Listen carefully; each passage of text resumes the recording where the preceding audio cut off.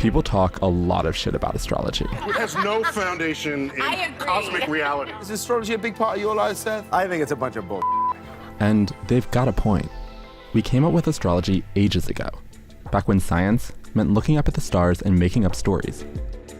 Astrology isn't science, but it is something lots of people identify with and use to explain their feelings, their issues, their relationships. Fundamentally, astrology is a way of talking about who you are and how you relate to other people. And astrology may even be more than that.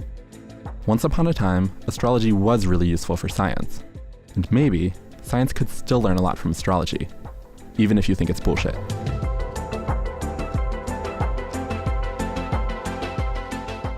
Once upon a time, astrologers were scientists. The ancient Babylonians were clever enough to notice that stars moved in patterns, and they seemed to affect daily life. The moon seemed to control everything from the tides to women's periods. It also just got really hot outside when the sun was in a constellation that looked like a crab. Well, sort of like a crab. Maybe the Babylonians figured they could resolve the chaos on Earth if they understood the stars better. So they started collecting data, and using that data to tell stories. They actually became really good at predicting things like eclipses. Of course, they thought eclipses were omens, and they only cared about predicting them so they could protect their kings from the angry gods. Side note, if the ancient Babylonians wanted to trick a god out of killing their king, they'd hide the king, appoint a fake king in his place, then sacrifice the fake king.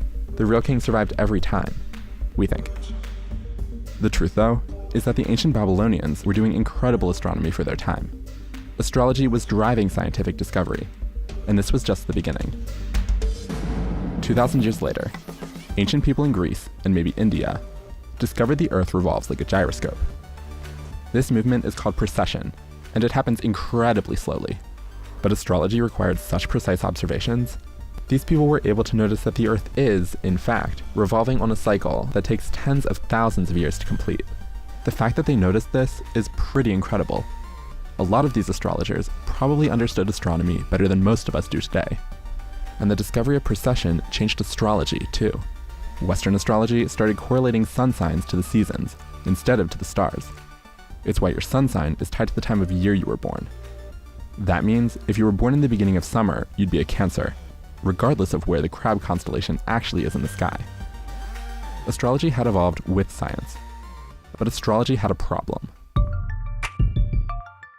Astrology was all built around the idea that the sun, the planets, and all the stars revolved around Earth.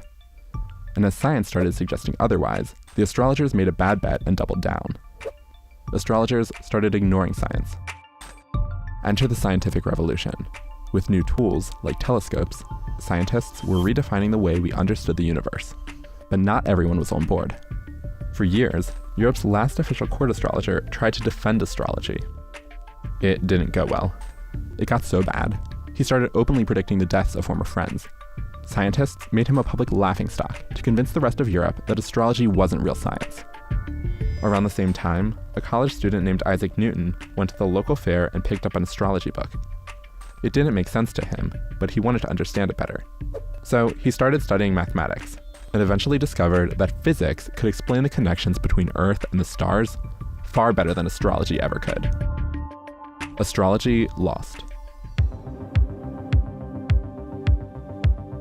Today, astrology is still something scientists like to make fun of. But astrology is still a popular way to understand the universe. More than 40% of Americans think astrology is at least sort of scientific.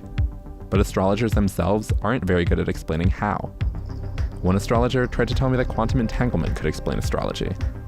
Astrology is especially well suited to the way we communicate on the internet. From memes, to horoscopes, to personality quizzes.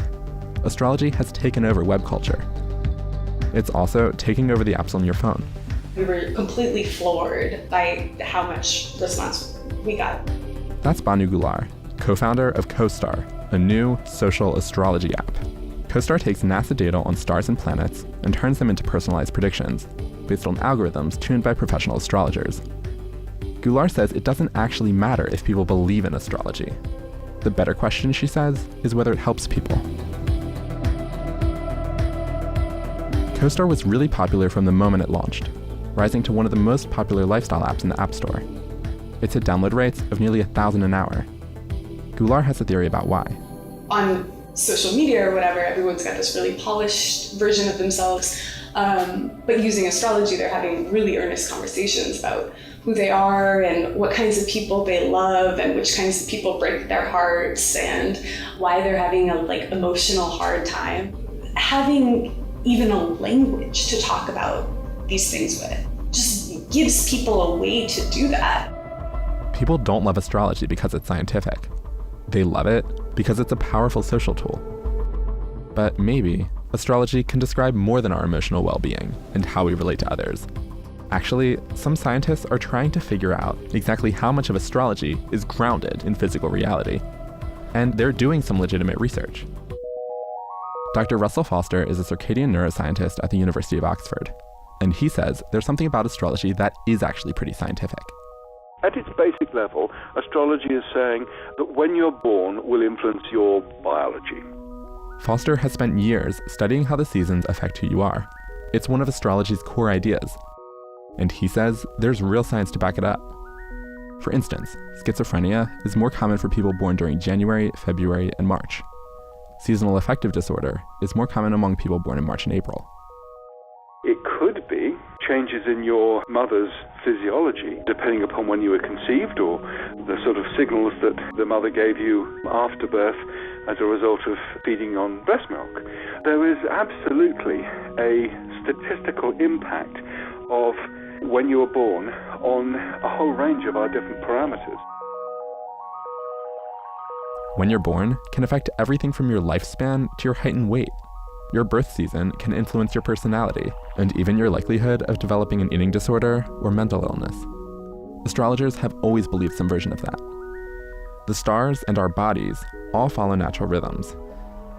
And actually, that idea has made astrology an important medical tool for centuries. This story starts around 500 years ago.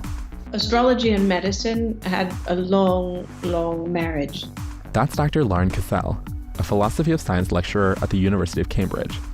Cassell studies some of the earliest surviving medical case books, written around the year 1600. Medical records written by doctors using astrology. At the time, lots of doctors didn't actually write things down. They would simply treat patients on the spot based on their most obvious symptoms. But doctors who used astrology did things differently. They had to draw astrological charts, and in the process, they wrote down lots of information about the patient. And they used all that information to make medical predictions, sort of like doctors do today. They could use astrology as a diagnostic to try to work out how the timing of the illness would then foretell what was going to happen next in the disease. Because the art of prognostication is what doctors do. Medical predictions based on astrology probably didn't lead to the best health outcomes. But medical astrology led to some of the earliest surviving medical journals, which methodically tracked patient symptoms. And that's a practice central to modern medicine. And Cassell says there's another practice modern doctors might want to take from those medical astrologers. The 17th century doctors Cassell studies treated patients using remarkable amounts of information, from bodily functions to family histories to the positions of the stars. Today, modern medicine is also learning to embrace complexity. That's especially true in what's called individualized medicine, where doctors study their patients down to the genetic level to design treatments for them specifically. As we move into individual medicine, I think there are lessons that it can learn from an older kind of medicine to actually say the complex number of factors that contribute to any single person's health and whatever illnesses they may suffer from, rather than these blanket correlations. Your sun sign or whether Mercury's in retrograde won't actually affect you. But that doesn't mean astrology has no value. Astrology can tell us a lot about how natural rhythms affect our health. It can help us reflect on our relationships and on the way we make decisions. And for what it's worth, it can help people feel connected with ancient history and the universe. Astrology isn't science, but maybe that's the wrong way to think about it.